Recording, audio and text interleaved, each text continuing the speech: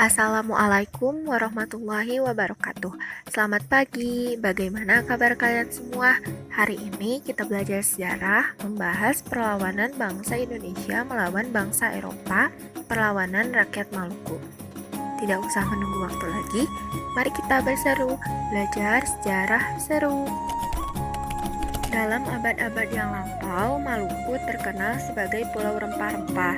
Sejarah Maluku berhubungan erat dengan hasilnya pala dan cengkeh. Di Maluku terdapat dua kerajaan, yaitu Ternate dan Tidore, yang menguasai perdagangan di Kepulauan Maluku. Pada awalnya, mereka tiba di Ternate dan hanya melakukan kerjasama dagang. Hubungan ini kemudian berujung pada perlawanan rakyat Maluku sebab bangsa Portugis mulai mencampuri urusan domestik, bertindak sewenang-wenang, terutama setelah berhasil mengusir Spanyol dari Tidore. Pada aspek ekonomi pun mereka mulai melakukan monopoli perdagangan. Puncaknya adalah ketika bangsa Portugis menangkap dan membunuh Sultan Hairun dari Ternate.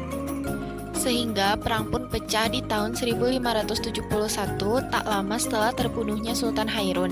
Kemudian perlawanan dipimpin oleh Sultan Baabullah, putra dari Sultan Hairun, dan berhasil mempersatukan suku-suku di Maluku untuk melawan bangsa Portugis. Di samping itu, ia juga sukses bersatu dengan Tidore usai menikahi adik Sultan Tidore. Pertempuran berlangsung di berbagai wilayah Maluku mulai dari Ambon hingga Pulau Buru. Benteng-benteng lawan pun berhasil ditaklukkan kecuali benteng Sao Paulo yang ditempati Gubernur Lopes de Mesquita. Pada tanggal 15 Juli 1575, Portugis menyerah setelah hampir 5 tahun diisolasi di benteng tersebut. Kemudian bangsa Portugis memusatkan kekuasaannya ke Ambon.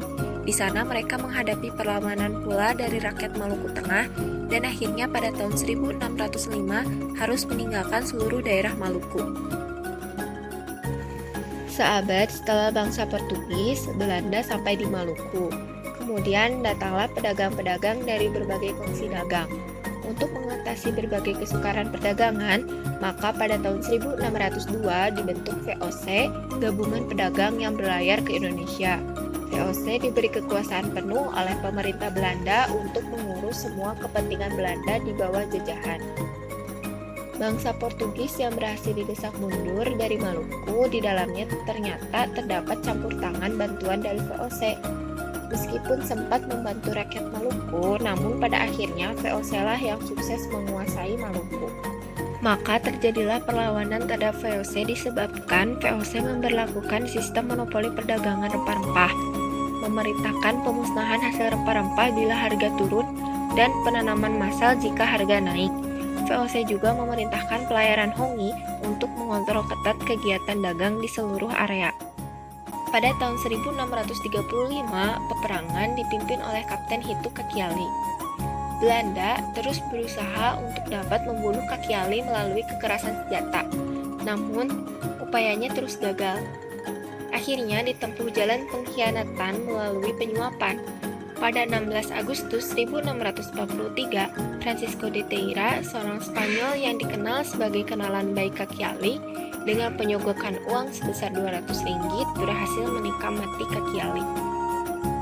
Pada tahun 1680, VOC memaksakan sebuah perjanjian baru dengan penguasa Tidore.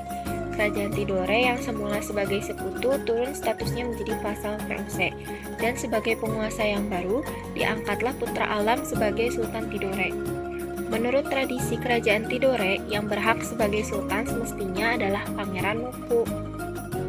Penetapan Tidore sebagai vasal atau daerah kekuasaan VOC menimbulkan protes keras dari Pangeran Nuku. Timbullah perang hebat antara rakyat Maluku di bawah pimpinan Pangeran Nuku melawan kekuatan Kompani Belanda tentara VOC. Sultan Nuku berhasil meyakinkan Sultan Aharal dan Pangeran Ibrahim dari Ternate untuk bersama-sama melawan VOC. Bahkan Inggris juga memberi dukungan terhadap Sultan Nuku. Belanda kewalahan dan tidak mampu membendung ambisi Nuku. Sultan Nuku berhasil mengembangkan pemerintahan yang berdaulat, melepaskan diri dari dominasi Belanda di Tidore sampai akhir hayatnya. Dari peristiwa perlawanan rakyat Maluku melawan bangsa Eropa ini, dapat kita pahami bahwa semua peperangan di daerah Maluku itu mempunyai suatu persamaan, yaitu patriotisme. Dan faktor pokok yang mendorong terjadinya peperangan tersebut ialah imperialisme. Semua peperangan itu pada umumnya untuk melawan imperialisme atau mengusir kekuasaan asing dari tanah air. Maka peperangan tersebut bersifat nasional dalam arti bahwa semua peperangan itu erat hubungannya dengan semangat pembebasan bangsa. Sekian pembahasan materi mengenai perlawanan rakyat Maluku. Sampai berjumpa di pertemuan selanjutnya. Wassalamualaikum warahmatullahi wabarakatuh.